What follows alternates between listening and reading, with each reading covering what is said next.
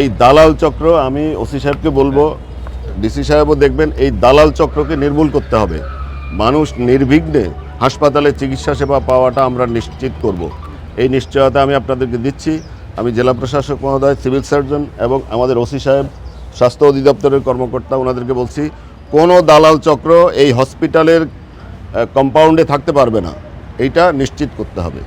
রোগীরা নির্বিঘ্নে দেখেন, আমাদের সরকারের যে একটা অঙ্গীকার, মানুষের কাছে একটা প্রতিশ্রুতি আছে।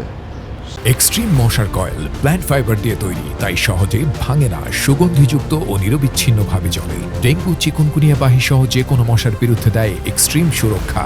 স্বাস্থ্যসেবা জনগণের দোরগোড়ায় পৌঁছে দেওয়ার আমরা সবাই চেষ্টা করব ইনশাআল্লাহ। শুধু এই বেগমগঞ্জ আমার এলাকা দেখে বেগমগঞ্জকেই করতে হবে তা না, সারা বাংলাদেশে আমরা রোগীরা যেন উন্নত মানের স্বাস্থ্যসেবা পায়, স্বাস্থ্যসেবা যেন আমরা জনগণের দোরগোড়ায় পৌঁছে দিতে পারি, সেই জন্য আমরা সর্বাত্মক চেষ্টা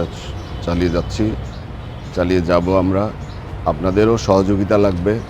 আমাদের ডাক্তার সাহেবরা যেন নিয়মিতভাবে এখানে দায়িত্ব পালন করেন, সেক্ষেত্রে আপনারা সাংবাদিক বন্ধুরাও সচেতন থাকবেন।